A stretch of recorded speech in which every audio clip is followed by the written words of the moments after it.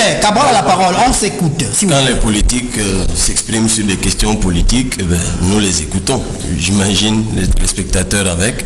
Juste précision pour précision qu'une mairie a cette main, mais une mairie a un exécutif. S'il vous plaît, s'il vous plaît, vous aurez le temps de répondre. Allez-y, Une mairie a un exécutif qui est composé du maire et de ses adjoints. S'il vous plaît. Là, ce n'est plus un sujet politique, c'est un sujet juridique. Je peux quand même m'exprimer. Je vous en prie, s'il vous plaît, tombons d'accord. Vraiment, je vous en prie. Quand quelqu'un... Non, je vous en prie. Permettez, il a le droit de se tromper. Monsieur Messanga Yamdi, je vous en prie. Ne m'aidez pas. Cabral a la parole, on l'écoute. Chacun prend sa parole. Même si quelqu'un se trompe, laissez-le se tromper. Cabral a la parole, allons-y. On écoute. Monsieur, Cabral, allez-y. C'est bon. Merci. C'est un texte réglementaire. Cabral a la parole, monsieur Atalamana. Allez-y, il y a un maire et des adjoints. Nous le savons, oui, nous le savons. Moi, je voulais juste... Ouais, c'est très compliqué. Je voulais juste m'étonner. D'abord faire amende honorable pour ma très mauvaise chronique, qui n'a pour seul tort que d'avoir rappelé une évidence. Je ne savais pas que les évidences posaient problème. On a 83 ans. Oui, quel roman que la vie de Paul Biya. C'est pour ça que nous nous y intéressons, M. Manda. C'est pour ça que nous savons... justement ce que j'ai dit. C'est pour ça que nous savons qu'il est directeur de cabinet civil cumulativement avec la fonction de secrétaire général en 1968. Il y est promu en janvier, confirmé en août. Et il a très exactement 35 ans. C'est-à-dire qu'il occupe le poste cumulé de Ngongo et de Belinga Ebutu à l'âge de 35 ans. C'est bien quand même que les jeunes de 50 ans que vous êtes le notent aussi. Je suis parfois dérangé. Vous savez, j'écoute beaucoup le professeur Messanga Yamding ici et ailleurs, et parfois j'arrive pas à le suivre. Et ce matin, je suis complètement largué. Je suis curieux d'entendre de sa bouche qu'il est surpris qu'on parle, que vous, Elie Milumbe, vous parliez de succession. J'ai entre les mains son ouvrage, intitulé Paul Biya, l'État et le RDPC, scène des enjeux de l'épreuve du pouvoir. Page 18. Au quotidien, des camarades trahissent, pratiquent l'exorcisme, créent des réseaux de succession, formalisent des groupes de prise de pouvoir, torpillent l'action du chef de l'État et se trouvent en prison pour des questions de droit commun. Il y a une atmosphère de division, de tension délétère et non de rassemblement. C'est lui qui parle de son parti. Le parti, le RDPC, page 17, ne saurait être un appareil de promotion de va-t-en-guerre ou des personnes qui utilisent leur position de pouvoir pour détruire leurs camarades matériellement désarmés. Je ne sais de quel côté ils se situent, soit de matériellement désarmés, soit de position de pouvoir. En tout état de cause, la succession, c'est un débat qui a lieu dans le RDPC et je ne sais pas pourquoi d'autres ne devraient pas en parler. Autre chose, quand j'écoute le prof, il s'offusque de ce que des gens qui n'ont pas servi le parti alors que lui, il servait avec acharnement le parti, soient promus alors que lui, il est délaissé.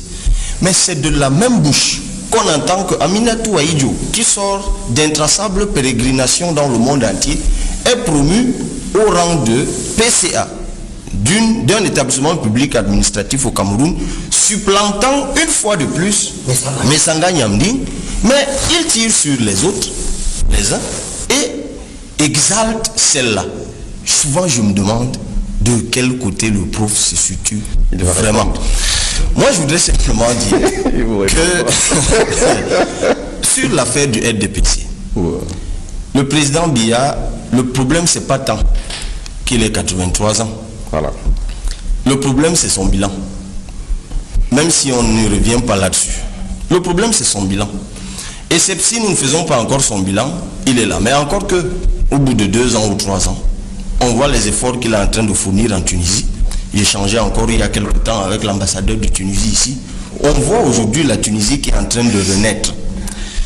Que devient le Cameroun de jour en jour? C'est ce Cameroun dont parle Messanga Yamding ici. Des réseaux de prise de pouvoir, des gens qui tuent, des gens qui torpillent, des gens qui braquent, des gens qui volent. Voilà le bilan du président qui l'exalte. C'est pour ça que je vous dis, les contradictions sont incroyables dans ce pays. Vous écrivez un ouvrage où vous décrivez l'échec de quelqu'un que vous exaltez. Ça, c'est quand même des choses qui m'étonnent. Mais le Cameroun est un pays formidable. Attendons simplement de voir. Sur l'axe nord-sud, ce n'est pas les gens qui disent, c'est la configuration politique qui se présente comme telle. Après le coup d'État du 6 avril, d'ailleurs, Fauchivé, avant de mourir, avait dit que lui n'a jamais cru au coup d'État.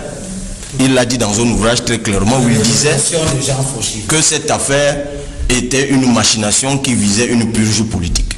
Bon, mais prenons même l'hypothèse du coup d'État. Au soir du 6 avril, il y a une coloration au moins ethnique de cette affaire. On accuse les nordistes. Je ne reviens pas sur Fauchivé qui dit qu'on a accusé les nordistes pour les purger du pouvoir. Mais on accuse les nordistes. Sauf qu'après, des réconciliations ont eu lieu. C'est ce qui justifie que quelqu'un comme Bello Bouba soit dans la machine gouvernante.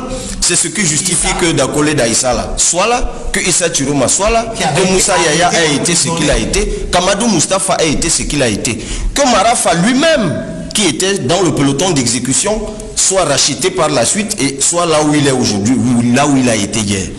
Mais que vous le vouliez ou pas, aujourd'hui, qu'est-ce qui se passe, qu'est-ce qui trotte dans la tête de Amadou Ali? Qu'est-ce qui trotte dans la tête d'un Marafa? Ça, on le sait déjà, ou d'autres. C'est pas nous qui disons, c'est eux-mêmes qui disent, c'est eux-mêmes qui s'organisent. Et vous interdisez aux Camerounais de poser un regard sur cette affaire qui ressemble quand même curieusement à un arrangement.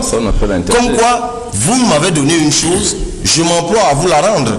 C'est pas moi qui dis. Lorsque les nordistes publient un mémorandum pour leur école normale, ça prend 2 jours, monsieur Elimi Lobé. Bon, vous, à Douala, publier un mémorandum, on verra ce que ça va donner. Nous demandons alors, qu'on nous donne un petit terrain. Non, je dis simplement, c'est un regard scientifique.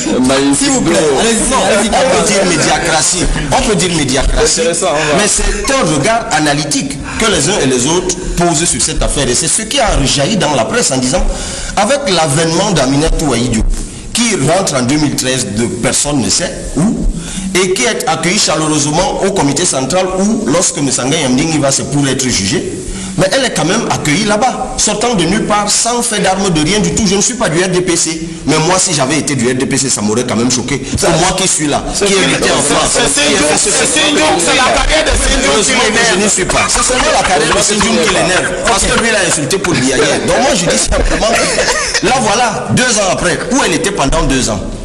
Ben, la presse l'a dit aussi, pris en charge par l'État du Cameroun. Cette fois-là, pas par le parti, par l'État du Cameroun, logeant grassement dans un hôtel. Aujourd'hui, finalement, il sait là où elle est. C'est ce type de gestion que monsieur les Camerounais ne doivent pas s'interroger. Ceux qui se demandent, est-ce qu'il y a anguille sous roche? Est-ce que toutes ces choses que nous voyons ne préfigurent pas autre chose de beaucoup plus grand? Peut-être un arrangement politique. C'est des questions que les gens posent. Et poser ces questions, ça ne veut pas dire qu'on nous pose le Sud contre le Nord ou les uns contre les autres. C'est des questions qui ont le droit d'être posées. S'il vous plaît. Avant que vous me disiez ici, Ernest Obama, que nous sommes dans un pays où certaines questions sont taboues. Merci beaucoup.